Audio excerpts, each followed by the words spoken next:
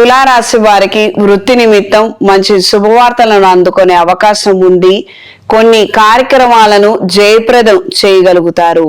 శుభకార్యాల విషయాలలో తగు జాగ్రత్తలు అవసరం.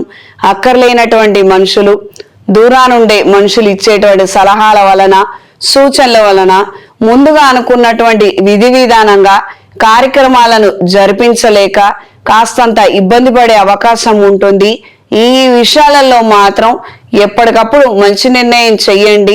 ఎవరెంత వరకో అంతవరకే.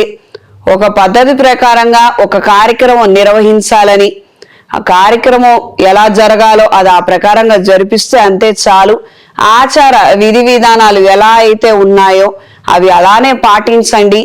అంత మాత్రం సరిపోతుంది. ఎవరో ఏదో సలహాలు ఇచ్చారని, కొత్త ట్రెండ్ అని అవని ఇవని మాత్రం తెచ్చుకొని పెట్టుకోవద్దు. వీటి వలన ముమ్మాటికి నష్టమే తప్పించి ఏ మాత్రం ప్రయోజనం ఉండదు. దూర ప్రయాణాలు అనుకూలంగా ఉంటాయి. కార్యానుకూలత కోసం మీరెంతగానో శ్రమిస్తారు. కొంతమంది పరిచయం ఉన్న వ్యక్తులను సంప్రదించి కొన్ని కీలకమైనటువంటి నిర్ణయాలను, కొన్ని మంచి నిర్ణయాల గురించి చర్చించి తద్వారా వచ్చే రిజల్ట్స్ తో మంచి నిర్ణయాలను చేయగలుగుతారు. ఒకానొక చోట పెట్టుబడి పెడదాం అనుకుంటున్నారు. అక్కడ పెట్టడం కరెక్టా కాదా, ఒక 2-3 సంప్రదింపులు జరుపుతారు. మంచిదంటే ముందుకు వెళ్ళేటట్టు, కాదంటే ఆగేటట్టు ఈ విధమైనటువంటి పరిణామాలు ఉంటాయి.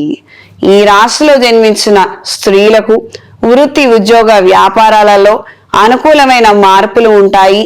ఆకస్మిక ధనాన్ని, వస్తువులను పొందగలుగుతారు. మానసిక సంతోషాన్ని, ధైర్యాన్ని కలిగి ఉంటారు. శుభకార్యాలకు సంబంధించిన అంశాలలో సానుకూల ప్రభావం ఎక్కువగా ఉంటుంది. అప్పటి వరకు గొడవ పడ్డ వారితో కూడా మీరు సఖ్యతగా మెలగగలుగుతారు. కాస్తంత వాళ్ళు కూడా ఇబ్బంది పెట్టకుండా ఉండడము కార్యక్రమాలు జయప్రదం అవడానికి ప్రధానమైన కారణంగా మారతాయి. ఆరోగ్య విషయాలలో తగు జాగ్రత్తలు అవసరం. కొన్ని సందర్భాలలో మాత్రము అభద్రతా భావం ఎక్కువగా ఉంటుంది. భయాందోళన ఎక్కువగా ఉండే అవకాశం ఉంటుంది.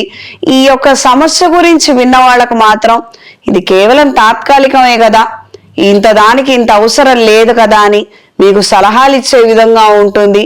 కానీ పడుతున్న వాళ్ళకే పరిస్థితి తెలుస్తుంది అన్నట్టుగా మీకు తప్ప అక్కడ ఉన్నటువంటి ఇంటెన్సిటీ కావచ్చు, అక్కడ ఉన్నటువంటి ఇబ్బంది కావచ్చు, ఎవ్వరు గ్రహించలేకపోతారు, అర్థం చేసుకోలేకపోతారు.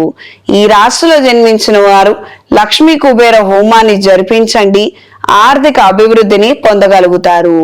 ఈ రాశిలో జన్మించిన వారికి ఈ వారం కలిసొచ్చే రంగు ఆకుపచ్చ, కలిసొచ్చే దిక్కు తూర్పు, కలిసొచ్చే సంఖ్య 8.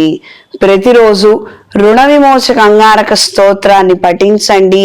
ప్రత్యేకంగా ఈ మాసంలో అమావాస్య రోజున ప్రారంభించండి. తద్వారా మంచి ప్రయోజనాలను పొందగలుగుతారు. కేవలం రుణం తీరటం గురించి కాదు ఇది.